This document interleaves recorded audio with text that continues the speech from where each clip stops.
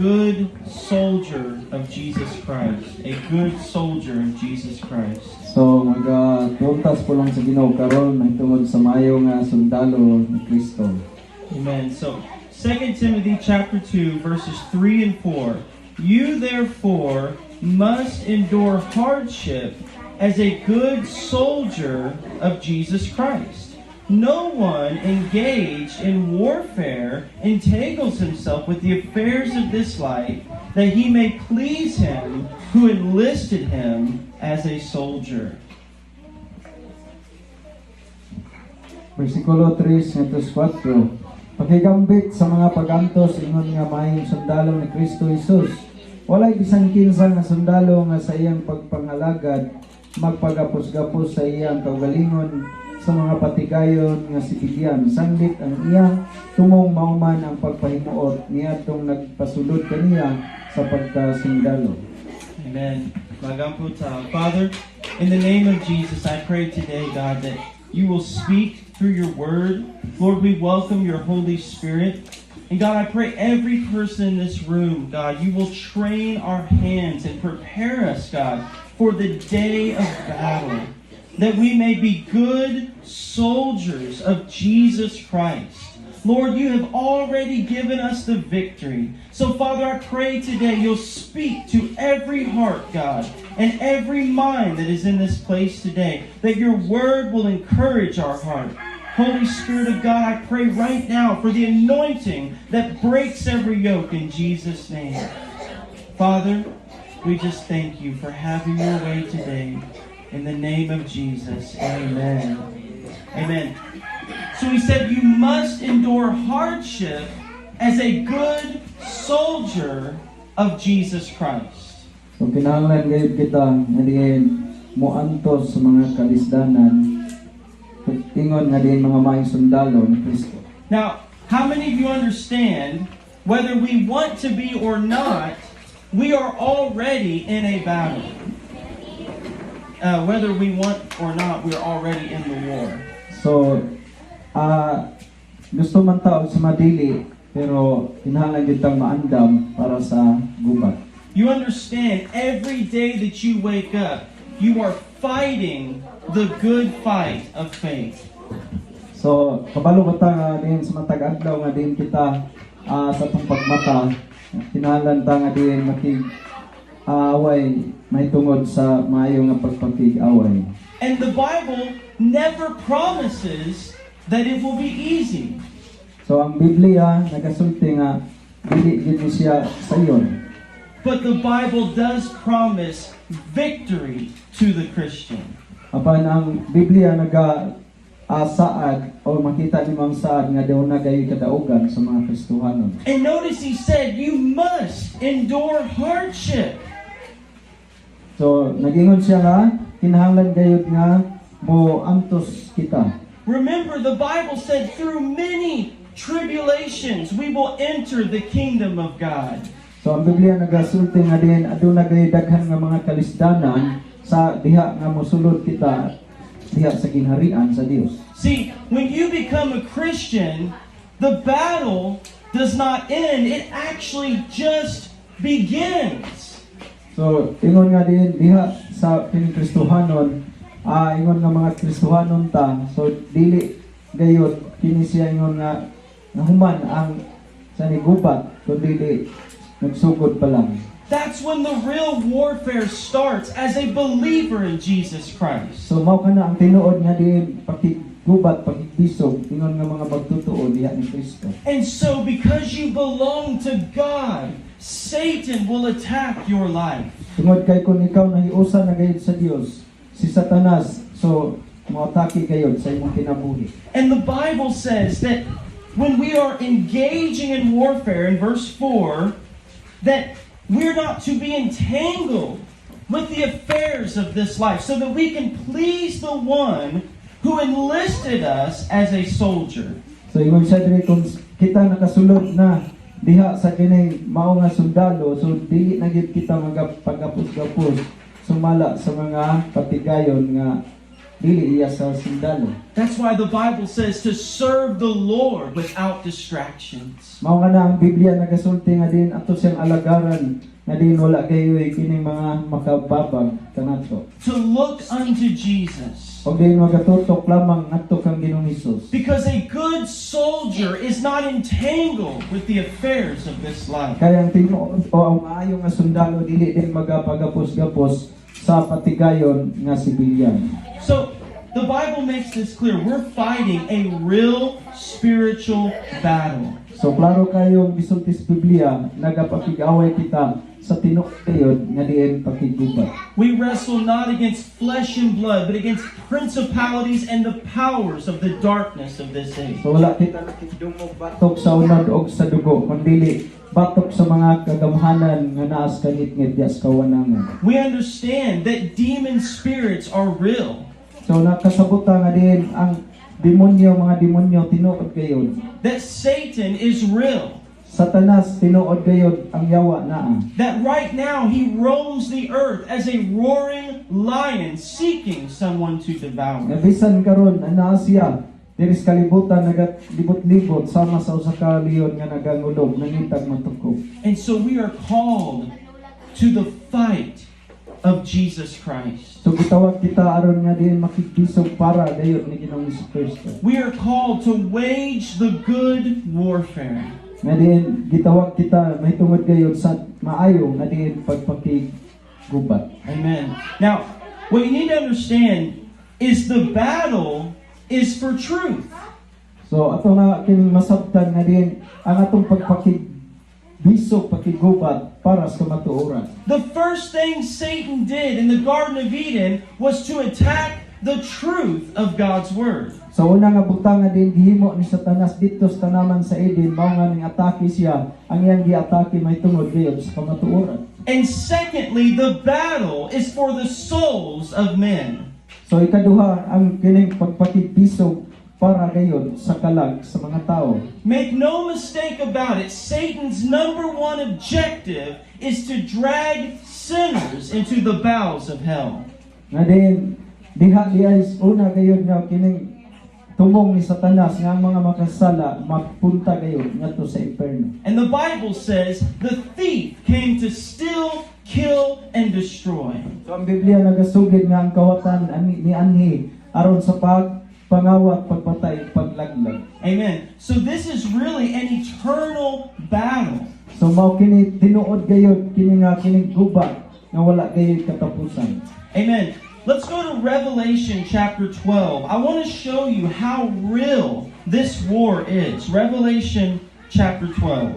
So sa pinadayang kapitulo 12 akong ipakita kaniyo unsa gayon katinuod ang gubat.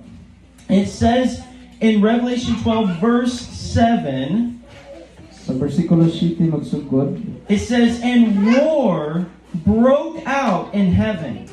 Michael and his angels fought with the dragon, and the dragon and his angels fought," verse 8, "but they did not prevail, nor was a place found for them in heaven any longer." Verse 9, "So the great dragon was cast out, that serpent of old, called the devil and Satan, who deceives the whole world. He was cast to the earth, and his angels were cast out with him." Verses 7 through 9. Inya lay tabo ang gubat dito sa langit. Si Miguel ug ang iyang mga manulunda nakigubat batok sa dragon. Og ang dragon og ang iyang mga manulunda nakigubat. 8. Apan gilupig sila og wala nay dapit pa alang kanila dito sa langit. 9. O gitambog ang dakong dragon, ang serpente nga karaan, ang ginganlag yawa og Satanas, ang maglilimbog sa tibuok kalibutan. Siya gitambog ngadto sa yuta ug ang iyang mga manulunda gitambog uban kaniya. Now, notice it says in verse 7, war broke out in heaven. So, diri sa bersikulo 7, ang gubat na hitabo gayud dito sa langit. This is a real war. So, kini siya tinuod gayud nga gubat. It says the angels of Satan fought against Michael and the angels of God. So ang mga kining ama nga manulunda nga dautan nga kauban ni Lucifer nakig-away batok sa tao sa Dios nga si Miguel. Amen. So we understand this is not metaphorical. This is spiritual, and it is a reality in the world today. So dili lamang ni nga kining sugilanon ra nga siyaw-siyaw ra kun dili kinsa tinuod gayud kay bisan hangtod karon nahitabo. I want you to think about this. You're going about your day, and out of nowhere, you get an angry, evil thought against your husband or your wife. So nakasinati mo ana nga din wala niyo damuha nga din anang adlaw nagtig-away ka sa imong asawa o sa imong bana. Or maybe nasuko ka sa imong anak ba o sa you suddenly get offended against your brother. subo nga din aka pasakit ka sa imong igsuon o ikaw ba mo ipasakitan. Now, that could just be the flesh, of course. So tungod kay naamputa sa unod gud. But it could also be a demonic spirit whispering into your ear. Pero usa din sinungdan tungod kay dunay kining espiritu nga di usahay mo hunghong sa ato nga igdulungog. So, nga maminaw puta, di ba? See, Satan daily tempts us. So si Satanas matag adlaw. So gusto gyud kaniya nga kaning tandugon. And it starts in the mind with temptation. So kini siya nagsugod sa atong huna-huna diha sa mga tentasyon. That's why the Bible says taking every thought captive to the obedience of Christ. So man ang Biblia nagasulti nga diin matag huna-huna kini siya ilang nga gibihag gayud para diha sa kamatuoran o sa pulong sa Dios.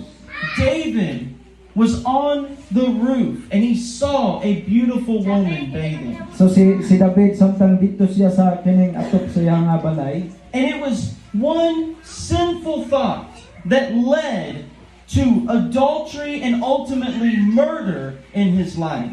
So usa lang ka simple nga diin sulod siya nga una nga mihatod kini diha sa pagpatay. But he gave in to the temptation of the flesh. O din kay siya mitugot diha nga diin tungod sa tentasyon siya nga unod. See, the devil can destroy your life if he can get you to fall for his schemes and his deceptions. So ang yawa gusto niya nga gud-on ang ato nga kinabuhi ato siya nga tugutan nga makasulod makapangilabot sa atong kinabuhi. Now let's go to Daniel chapter 10. We're going to go to Daniel 10 verse 10 through I meant to say Daniel chapter 10 verses 12. So Daniel 12 verses 12 through 13. So, again, we're going to read this, and this is a real picture of spiritual warfare. This really happened. I want you to read this, if you want to read it. Sa Daniel 10:12 ngadto sa 13, kanya siya mingon kanako ayaw kahadlok Daniel. Kay gikan sa nahaunang adlaw nga gipahiluna mo ang imong kasing-kasing sa pagsabot o sa pagpaubos sa imong kaugalingon sa atubangan sa imong Dios. Ang imong mga pulong gipamatian og ako mianhi karon tungod sa imong mga pulong. 13. Apan ang prinsipe sa gingharian sa Persia misukol kanako sulod sa kaluhaan og usa ka adlaw o galing aniya karon si Michael nga usa sa mga labang prinsipe mianhi sa pagtabang kanako og ako nagpabilin dito uban sa mga hari sa Persia. Now, I want you to understand what's happening here. Daniel has had a vision that has shaken him to the core. So si Daniel aduna siya ay kining pananawon. So Daniel is actually getting visions from God that talk about the end of the world, that talk about the great tribulation, the second coming of Jesus. So si Daniel aduna siya kining pananawon may tungod sa kalisdanan, kasakitan o katapusan may tungod sa kalibutan. And it says that he fell into a deep sleep and his thoughts troubled him in his heart. So nagingon siya nga diin og mihatod kini mahitungod mihatod kini kaniya mahitungod sa pagkahinano kung diin diha sa iya nga kasing-kasing. So for many days, Daniel set his heart to seek the Lord and to understand the vision. So sa pipila ka mga adlaw nga diin si Daniel nagapangita kay sa Dios diha sa iya nga tibuok niya nga kasing-kasing og sa pagsabot niini. And notice in verse 12, the angel says to him, Daniel, don't be afraid. From the first day that you set your heart to humble yourself before God, your words were heard in heaven. So sa versikulo 2 isultihan si Daniel nga sa ayaw kahadlok kay sa una pa lang adlaw nga diin ikaw nakapahiluna sim kasing-kasing kanako in siya nga di dungog na siya tabangan. Now remember, from the first day, So hinumdumi nga sa una pa lang adlaw God had sent the answer. ang Dios nagapadala sa iyang tubag. But look what it says in verse 13. But the prince of the kingdom of Persia withstood me 21 days. So diri sa bersikulo 13 gisulti nga diin ang hari sa Persia or ang prinsipe sa Persia siya misukol kaniya sulod sa 28 Now, adlaw. who is this prince of Persia? So kinsa man ni nga gitawag og prinsipe sa Persia? Now remember, Ephesians says principalities and powers. So atong hinumduman mo sa gisulti sa Efeso, ingon siya dito mga kagamhanan diha sa kawanangan. This was a demonic spirit that was over the kingdom of Persia. So usa kini siya ka espiritu sa demonyo nga di nagalihok sa gingharian sa Persia. And for 21 days, the angel was withstood by the prince of Persia. So sulod sa 21 ka adlaw nga diin siya nagabarog diha atubangan dayon o diha atubang siya sa prinsipe sa Persia. But then he said that Michael, one of the chief princes, came to help me, for I had been left alone there with the kings of Persia. So nagasulti diri nga diin niabot ang panahon nga si gipadala sa Dios si Michael aron sa pagtabang ni Gabriel. So you understand, this really happened. So ato nga mas sabton nga kini siya tinuod gayud nga nahitabo. An angel of God came to the prophet but was stopped by a demonic spirit.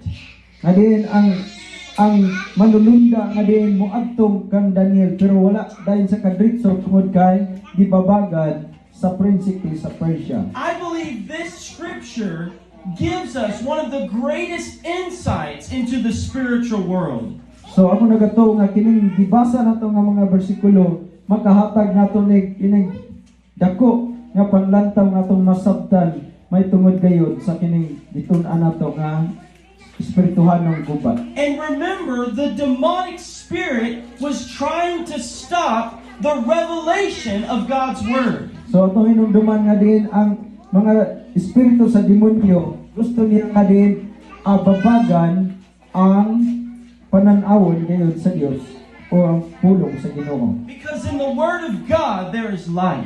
Kay nakahibalo kita nga din diha sa pulong sa Dios naay kinabuhi. In the word of God there is salvation. Diha sa pulong sa Dios dunay kaluwasan. The word of God feeds the soul of men. Nga din ang pulong sa Dios nagapakaon kini kalanon kini diha sa mga kalag sa tawo. And in God's word He reveals the future of the world. Nga din diha sa pulong sa Dios gipadayag unsay umalabot kalibutan unsang moabot sa kalibutan. Now, if Daniel would have given up in the beginning, he would have never received the answer. But because he kept praying, God sent help and the angel So kung broke. si Daniel siya nihunong pa diha sa sinugdan di siya kadawat og tubag apan tungod kay siya nagapadayon sa pag-ampo mao nga nadawat niya ang panabang. See, this is why we must be persistent in our prayer life to say, God, you have promised me, and I am not giving up until the promise breaks through. Mao nga kita kinahanglan gayud nga mopadayon ta diha sa pagkamainam puon aron nato nga madawat unsa man ang iyang gipangsaad alang kanato. So, we are soldiers, and also understand this, we have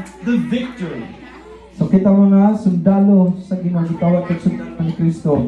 Pero atong nga sabton nga duna natay kadaugan sumala sa iyang pulo. The Bible says we are more than conquerors through Christ. Ang Biblia nagtugan nga labaw pa kitang mga madaugon nga naa diha ni Kristo. Thanks be to God who gives us the victory through our Lord Jesus Christ. So dalaygon ng Dios mapasalamaton kay ta ngadto sa Ginoo nga diin do natay kadaugan tungod ni Kristo. Amen. It's a promise of Scripture. So kani siya maong saad sumala sa kasulatan. Amen. As soldiers, we also understand the goal of the battle. So ang ganing sundalo kinahanglan nga makasabot puday kita unsa day katuyuan may tungod sa gubat. Amen. Now, we look at the life of Jesus, So ato nga tan-awon ang kinabuhi ni Ginoong Hesus the one that is the King, nga din siya nga usa ka hari, the one that we fight for, nga din siya nga din nakibisog gayon, the one who already fought for us. nga din siya nga din nakibisog para kanato. Amen. So what was the objective of Jesus Christ? So unsang gid iya nga kining tumong ni Ginoong Hesus. The Bible says Christ came into the world to destroy the works of darkness. So ang Biblia nagatugan nga si Kristo Hesus miangis kalibutan aron bungkagon gugpon ang buhat sa yawa o sa kangitngit. And that's really the same purpose in our life as Christians, is just as Jesus destroyed the powers of darkness, we are called to be the light of the world and to destroy the kingdom of darkness. So mao kana sama sa ato nga kinabuhi nga din gitawag kita nga din kahayag sa kalibutan aron nga magguba unsa ang gahom sa kingitngit. The Bible said He has delivered us from the power of darkness. Ang Biblia nagtugan nga iyatang gikuha o gipahigawas sa gahom sa kangitngit. Amen. And so we have the authority as believers to preach the gospel, to show the love of God, and to really cause chaos in the kingdom of darkness. So doon na kita'y katungod ug kagahom nga din iya nga gihatag aron mawali gayon diha sa mayong balita aron nga din dili magpabilin ang kangitngit. Now, Jesus, again, the example of Christ, So si Ginoong Hesus, so usa nga din di example si Ginoong Hesus. Jesus spoke the truth, and He allowed the truth to speak for itself.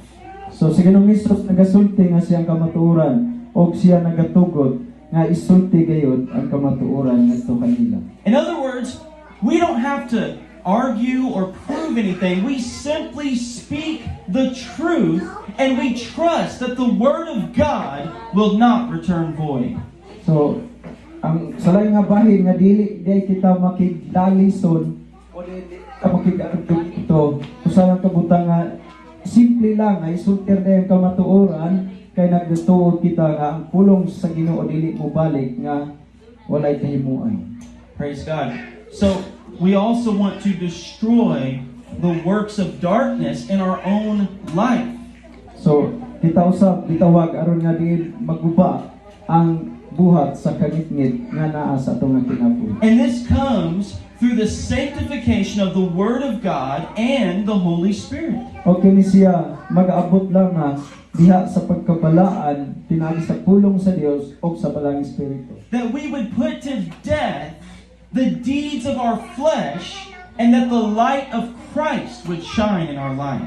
Nga din motod nga mamatay ang mga buhat sa ato nga unod aron nga din si Kristo mao'y makita nga din mudan-ag sa atong kinabuhi. Amen. And again, remember King David, he had a heart cry that said, Lord, search me and know me. And if there's anything wicked in me, lead me into the way that is everlasting. So, bahin sa kinabuhi niya rin David nga diin nagayo siya sa Ginoo nga diin ingon siya susiha ako o hibalui ako kung unsa ang naa sa akong kinabuhi. Amen. And the Bible tells us to submit to God, resist the devil, and he will flee from you. So ang pulong sa Ginoo nagingon, pagpailalom kamo ngadto sa Dios ug supli ninyo ang yawa ug siya mudagan palayo kanimo. So part of resisting the devil is our submission to God. So usa diay ka parte diha sa pagsukol sa yawa kana diay nga mosubmitar kita ngadto sa Dios. Amen. Amen. So let's go to 2 Corinthians chapter 2 verse 11. So sa ikadong Korinto kapitulo 2:11. Amen. So a good soldier understands the attack of the enemy. So ang maayo diay nga sundalo makasabot o makahibalo siya unsay atake sa yawa o sa iyang kontra. Amen. So even in the world, a good military will train for battle, but they will also study the attack of the enemy. So bisan gani diay sa kalibutan o sa ato nga kanang kasundaluhan dinhi sa kalibutan, sila gi bansay usab diha sa pagpakig-away pero kinahanglan po silang makahibalo unsa ang atake sa ilang kaaway. You know, the United States has major nuclear weapons, but they also know every other country that has nuclear weapons. So sa mo pod nga dapit doon na may kining gitawag nuclear nga kanang bomba. Pero kinahanglan po silang makabalo sa laing nasod nga naa ba pod sila ingon ana nga bomba. Amen. You know, when I was going to school, we would always watch the film or the movie of the team that we were about to play so we could watch how they would play the game and understand the way that they would fight against us. So sa diha ko sa eskwelahan niya apil ko sa dula na may dula na dulang iapilan. Kanunay kong nagtan-aw sa mga team nga nagdula o bisan pa sa ilang pod nga kontra. Amen. 2 Corinthians chapter 2 verse 11, lest Satan should take advantage of us, for we are not ignorant of his devices. Verse 11. Aron kita dili malupigan ni Satanas, kay kita nasayod naman sa iyang mga laraw. So that word devices can also be schemes, or in other words, the way that Satan attacks. We are not ignorant of that. So, diin sa diri nga, dili kita mahimo nga walay kahibalo sa kining pagabuhaton sa yawa o diin sa iyang mga pag-atake o paglimbong. So we understand deception. We talked about that earlier, that Satan will try to deceive the hearts of men. So, ito nga kining nadunggan kaganina nga din sa Satanas, magalimbong gayud siya sa kasing-kasing sa tao. In fact, the scripture says the God of this age has blinded the minds of those who do not believe. So, ang Biblia nagatug-an nga din ang Dios na naaming kalibutan na magabuta sa kining mga mata sa mga katawhan. And Jesus said, beware lest any man deceive you. So, si Ginoong Hesus nagaingon, pagbantay kamo nga walay usa nga din makapalimbong kaniya. So we must be grounded in the Word of God so that when deception comes, we will understand it's contrary to the teaching of God's Word. So kinahanglan day kita mapundar gayud sa pulong sa Dios aron nga moabot man nga dunay mga paglimbong makabantay ta nga kun kini siya kasugpati man diha sa pulong sa Ginoo sa matuoran. And then we also talked about earlier temptation.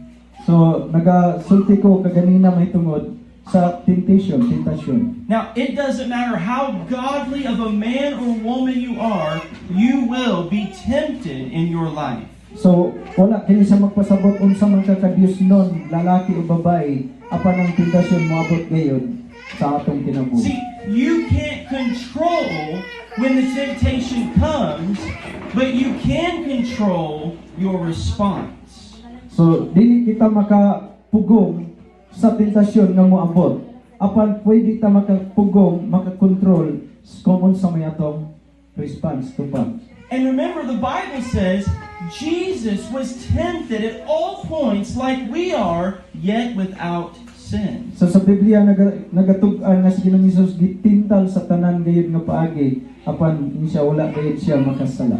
Whenever Jesus was tempted by the devil in the wilderness, Satan even questioned. He said, "If you are the Son of God." So sa Ginoong Hesus sa dito siya gidala sa espiritu sa kamingawan sa tanas dito usab o gitintal siya og sa mga urang pangutana nga kung ikaw anak sa Dios. Amen. So we will deal with temptation, but the Bible says that God is faithful to make a way of escape. Nga din ang Dios siya matinud-anon gayud nga din siya magahatag og agianan nga makaiskapo ta. And then the attack of Satan is distraction. So usa sa atake ni Satanas kana din kani i-distracta kanang disturbohon ta. So the greatest area we see this is in our prayer life and in our word life. So diha makita nato aning mga butanga sa ato nga kaning pag-ampo og diha sa mga pulo. The devil will do anything he can to distract you and to keep you from the presence of God. So ang yawa iya yung buhaton ang tanan aron ta madisturbo, aron ta dili maka-concentrate o ma-focus diha sa ato nga pagpaminaw sa pulong sa Ginoo sa ato pong mga pag-ampo. And then Satan will attack through discouragement. So sunod nga din atake sa yawa kana nga idiskurahi ka. The Bible says that David encouraged himself in the Lord. So ang Biblia nagtugang nga si David iyahanan gidasig kaniyang kaugalingon diha sa Ginoo. And we are told as Christians, do not cast away your confidence. So gitudloan ta bisultihan tayo nga mga Kristohanon na dili nato wan-on ang atong pagsalig. And David cried out in the Psalms, "Why are you cast down, O my soul?" So diha sa Salmo si David nagasulti nga din siya ang iyang kalag na ilayo man. Because if the enemy can discourage you, he will begin to take your faith. Kung ang kaaway nga gusto niya nga din idiskurahi ta kay magsugod siya sugdan niya nga ang imong pagtuo kuhaon o mawala. And so we have to resist discouragement and encourage ourselves in the promise of God. So kinahanglan dahil kita nga makigbatok niya na nga pagkanang espiritus pagkadiskurahi o atong dasigon atong kaugalingon may tungod sa pagtanaw sa pagkupot sa mga saad sa Dios. Amen. The Bible says we do not lose heart. Amen. So ang Biblia nagtugan nga din dili unta kita kawad-an og kasibot. And then Atong kasingkan. Satan will attack through weariness or a weakness in the flesh. So usa sa kining atake ning Satanas kana nga pabug-atan ta, pagkapuyon ta. Ito nga kasing-kasing. Now, Pabug-atan. I think physical weariness is actually one of the biggest vulnerabilities that people don't think about. So usa nga din makita kani nga sa lawas nun nga din kakapoy. So usa ni sa kaning ana gayon sa mga tag-usa ka tawo. You know, it's amazing to me that even before there was sin, before any fall in the Garden of Eden, God designated a day of rest. So sa wala pa dito sila mahulog sa tanaman sa Eden sa sala. So ang Dios disenyo na gayon daan may tungod sa adlaw nga doon pahulay. And remember, Jesus said, "Come unto me, all you that labor and are heavy laden, and I will give you Og rest." si Ginoong Hesus nagasulti nga din may tungod sa mga kapuyan o gipugatan dool kamo kay papahulayon ko kamo. I believe it is Satan's objective to take the rest, the sleep, and the strength of God's people. So ako nagatuo nga din si Satanas, iya gyud nga buhaton nga din kanang kuhaon niya ang ilang pahulay, di ka kapahulay, di ka katarog katulog. O mo na, mo iyang buhaton. And remember, Kapuyon ta. the Bible says He gives His beloved sleep. So, ang Biblia nagasulti nga diin siya nagahatag gayon may tungod sa pagkatulog. Amen. Now we see this with Elijah the prophet. So atong tanawon si Elias as si Eliseo. Elijah had a great victory of calling fire out of heaven. As si Elias. Doon na siya kining kadaugan may tungod sa dihang nga nagtawag siya sa kalayo sa langit nga manaog. But the very next time we see him, he's under a tree crying to God and praying that God would take his life. So sunod nga imong makita gikan atong kadaugan nga nahitabo niya. So makaplagan siya nga dito ilalom sa kahoy, punuan sa kahoy ning tawag sa Dios ug niingon kuhaan na lang ang akong kinabuhi. The prophet became weary and became vulnerable to the attack of Satan. So ang mao nga kining manalagna din siya anaa sa kaluya o kakapoy kay din siya giatake man sa yawa. And the Bible says he fell into a sleep and an angel woke him up and gave him food and then allowed him to go back to sleep. So gipakatulog siya sa Dios unya sa diha nga natulog siya niabot ang usa ka manulunda nga din nagadala kaniya og pagkaon gipukaw siya og ipakaon og pagkahuman ipabalik siya pagkatulog. And after some simple rest and food for his body, the Bible says he went 40 days and night on the strength of that food.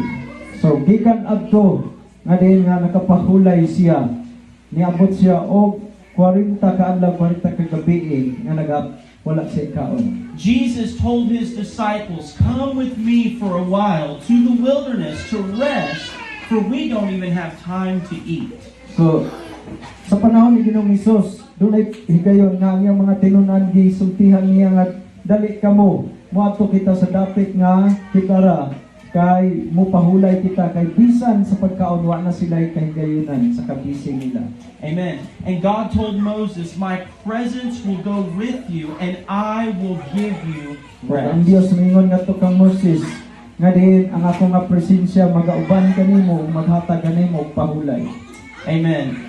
So beware of that when you become weary, and I would encourage you to really pray in those times that God would protect you and that God would give you rest so that you can walk in the strength of the Lord. So magbantay kita kung naamantas kaluya, so kinahanglan dito nga mag-ampo nga ang Dios maghahatag kanatong kusog o din makapadayon kita sa paglakaw kauban sa Ginoo. Amen. So let's go one more scripture, amen, and then we'll close. Praise God. So usa na lang ka dugang bersikulo nga wala pa masulti. Let's go to 2 Corinthians chapter 10, So ikaduhang Korinto kapitulo 10 verse 4 and 5. 4 ug 5. So, a good soldier has the right weapons and the right armor.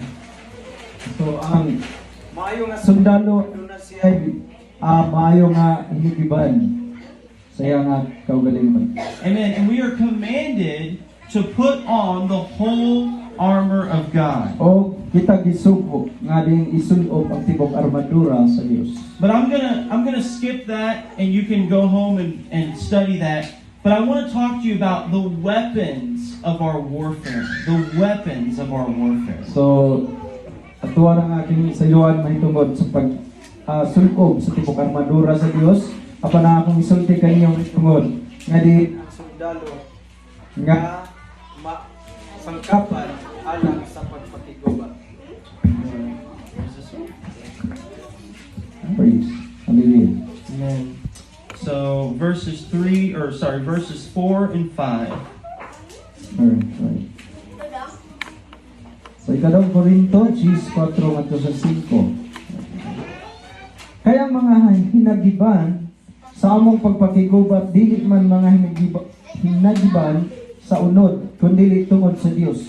makagagahom kini sa paglumpag sa mga kuta. 5. Ginalumpag namo ang mga pangatarungan ug ang tanang mapahitas og babag nga nagaali batok sa kahibalo sa Dios o ginabihag namo ang tanang panghuna-una aron kini magmasinugtanon kang Kristo.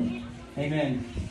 So the weapons of our warfare, this is what we have to fight the battle that we are in. So, ang mga hinigiban para sa itong pagpakigubat nga din ato gayon nga mabatunan para sa pagpakigubat. The one that all of you should be thinking of is the sword of the Spirit. So, usa nga din siguro giuna-una nato kana nga espada sa espiritu. And we know this is the Word of God. O kita nakahibalo nga din pinipulong sa Dios. Amen. And number 2, the place of prayer. So ikaduha, mao kini nga dapit sa pag-ampo. Amen. And So number una is pulong sa Ginoo, Biblia. Amen. And number 3, the name of Jesus Christ. So ikatulo ang ngalan ni Ginoong Hesus. Amen. That's the name that demons tremble when we mention His name. So kining mao nga ngalan nga diin ang mga demonyo magakurog kung imo nga nitukod ang mao ngalan Hesus. So, a lot of us understand the Word of God, prayer, and even the name of Jesus, but these last two are the ones I want to focus on. The peace of God, the peace of God. So sunod is ang kalinaw o pakigdait sa Dios. I believe that the peace of God is actually a weapon of our warfare. So ako nagato nga din ang pakigdait nga naa sa Dios o pakigdait o kalinaw sa Dios usan ni siya sa hinigiban diha sa pagpakigubat. Because the Bible talks about those who are steadfast in their faith. And so your peace is really connected to your faith. So nagingon diri nga magmalig-on kita diha sa pagtuo kay ang kining kalinaw konektado dinhi diha sa ato nga pagtuo nakadugtong. And whenever I respond in faith and in peace, I am frustrating the plan of the enemy. Nga din diha di sa ato nga kinabuhi nga ang kalinaw ng pagtuo usa kini siya nga din makapalibog gayud sa kaaway. Amen. And so Jesus said, "My peace I give to you, not as the world gives, but such as I have do I give to you." So si Ginoong Hesus nagingon, ug akong ihatag kaninyo ang kalinaw. Akong ipadala kaninyo ang kalinaw dili sama sa hinatagan sa kalibutan. Amen. And then lastly, number 5, the weapon of praise. So ika-5 kanang hinigiban sa pagdaig. Now, there's an interesting scripture in 2 Chronicles chapter 20 where they are fighting a battle. In 2 Chronicles chapter 20, they're fighting a battle. So adunay kini paggubat nga dili nahitabo. And the Bible says they send praisers, worshipers out before the battle to worship the Lord in the beauty of holiness. So sa una nagapadala siya o din mga magdadayig sa wala pa ang kining pagpakig-away so diha sa pagkabalaan. And as they began to worship God, God caused a great defeat. And the soldiers didn't even have to lift a hand. It was the Lord who brought destruction to the enemy. So sa diha nga din ang Dios nagahimo o kahigulungan gayud nga butang nga din nagapildi sa mga kasundaluhan.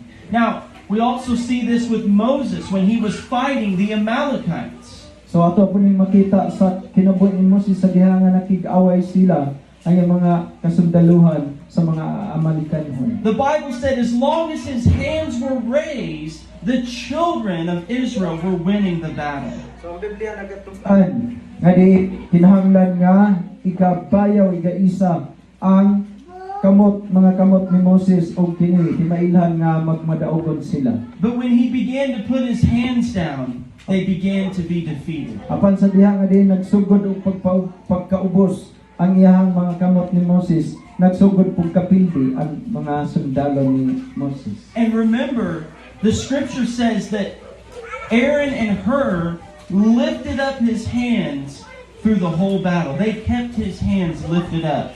So ang Biblia nagtugan nga si Aaron o si Hur nga naa siyahang kiliran ni Moses, ilang gigunitan ang kamot ni Moses o giisa. See, so this is one of the greatest weapons, is whatever happens, no matter what comes, that we keep our praise, our worship, and our faith towards God. So usa kini siya sa mga dagko nga mga hinigiban kung moabot man ang mga gubat pakigpisog sa ato nga kinabuhi. That we worship God even before the victory. Nga diin magasimba magaday sa Dios bisan pa wala pa ang kadaugan niabot. Because the Bible says He inhabits the praises of His people. Kaya ang Biblia nagatugan nga siya nagapuyo sa mga pagday taliwala sa mga katawhan. Amen. And the power of life and death is in the tongue. O ang kinabuhi kamatayon ana tumoy sa tunga dila. So when you're worshiping God, remember you're worshiping in spirit and in truth. Sa diha nga din kita magasimba ngadto sa Dios atong hinumduman nga din magsimba ta diha sa espiritu ug kamatuoran. So you can actually start praising over your problem. For instance, if there's a financial problem, just say, God, I worship you that you have promised to provide my needs. Nga din kita musugod sa mga pagdaig ug simba ngadto sa Dios kung doon naman tayo mga panginahanglan sa ato nga kinabuhi. If there's a confusion in your life, you can say, Lord, I give you the glory that you are not the author of confusion. Nga din kung namatas kalibog, so mudahay ta ngadto sa Ginoo mo ang atong angkunon nga ang Dios dili siya Dios sa kalibog. Amen. If there's a weariness in your life, you can say, God, thank you that you're giving me rest. Lord, I worship you that you are the strength of my life. Kung naaman ta sa kakapoy sa ato nga kinabuhi, sa ato nga kaugalingon, ato nga daygon lang ang Dios ug pasalamatan nga diin siya may atong kusog ug kalig-on sa atong kinabuhi. That's what David did in Psalm 103. Ug mao kana ang gibuhat ni David diha sa kining Salmo 103. He said, bless the Lord, O my soul, and forget not all of his benefits. Og nagaingon siya dayga ug talagko, siyuba ug ayo kalimti ang tanan niyang mga kaayuhan. He said, God, you forgive all of my sins. You heal all of my diseases. Og mingon siya nga din og ikaw nagapasaylos tanan akong kasalanan nag-ayo sa tanan kong balatian. You redeem my life from destruction. Kay ikaw nagaluwas kanako gikan sa kalaglagan. You crown me with loving Og kindness. nagapurong-purong niyanang mahigugmaon nimong kalulot. See, we need to learn to start worshiping by the Word of God. Kinahanglan ta makakat-on diha sa pagsimba o din pagdayeg sa Dios pinaagi sab sa pulong sa Ginoo. To find the promise and just sing it unto the Lord. Nga diin atong pangitaon ang mga saad sa Dios ug ato nga kining awitan ang Ginoo. See, you will either be a worshiper or you will be a complainer and walk in the defeat of the enemy. So naa nato kung kita usa ka madahigon o diin mga suktihan o mahatod gayud na ngadto sa kapintihan. Because complaining shows that we really don't trust God. So kini din pagkabalibaran, kini din pagkalikramador, nagpakita kini siya nga din wala tay salik ngadto sa Dios. But true worship comes from a heart of faith. Kaya tinuod diay nga din pagsimba nagaabot diya sa kasing-kasing nga matinuohan. And the Bible says that faith is the victory that overcomes the O ang world. Biblia nagatug-an nga din ang pagtuo mao'y kining nagadaog kabuntog sa kalibutan. Amen. And so this is really what changed my prayer life many years ago, was learning to praise God for the truth of His Word. So mao kini ang diin ako nakatunan sa mga katuigan nga milabay naghatag kadaugan sa kong kinabuhi nga diin magadayeg magasimba gayon ngadto sa Ginoo. Amen. So there's so much more to say, but as we close this service, every person in this room is called to a life of victory. So matag-usa nga naa diri sa lawak ng mga katawhan bitawag ta diha ng kinabuhi nga madaogon. The scripture promises in 2 Corinthians chapter 2 that God always leads us in triumph in Christ. Diha sa Biblia nagatugan diha sa ikaduhang Korinto nga diin ang Dios kanunay siya nga diin nagahatag kanato o kadaugan sa atong kinabuhi. And remember, he said, I lay before you life and death, blessing and cursing. O ang Biblia nagatugan ako magapahiluna sa imong atubangan, kamatayon o kinabuhi o panalangin o tunglo. See, so God has offered to us the fullness of His Word, and it's all in Christ Jesus. Kaya ang Dios siya nagahatag kanato sa kinatibuk-an gayon sa iyang pulong. Amen. So, as we close this service today, I just want to encourage you to thank the Lord for the victory. And also, if you're in this room and there's a specific battle, then I pray today you will cry out to the Lord and say, God, you have promised for victory in my life. And we're going to believe with you that today your battle can turn for the victory.